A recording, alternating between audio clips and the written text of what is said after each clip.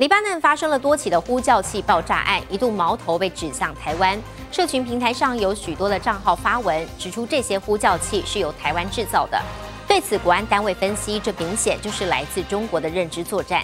士林地检署分案之后，已经通知被指控参与制造的金阿波罗公司董事长前往调查局国家维护工作站进行说明。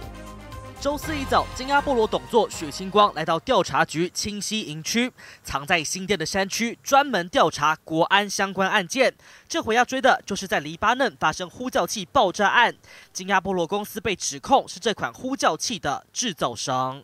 东西不是我设计，不是我制造，不是，他只是买我一个授权。 董事长大声喊冤，这款夺命 BB 扣只是被贴上他们的商标，绝对不是台湾制造。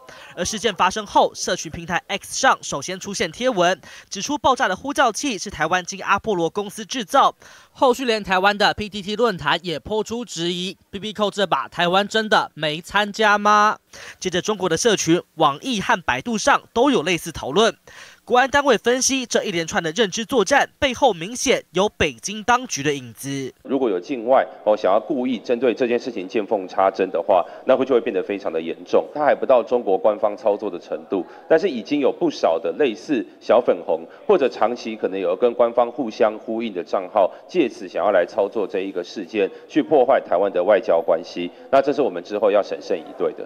就在今年4月，时任的蔡英文总统接见来自以色列的议会访团，和这批呼叫器的进口时间相近，就被拿来操弄，直指台湾和以国勾结涉案。中东形势复杂且一触即发，台湾身为民主阵营的一份子，绝对不可能参与或支持任何形式的恐怖攻击。记者林千杰、王伟成、彭颖德台北新北采访报道。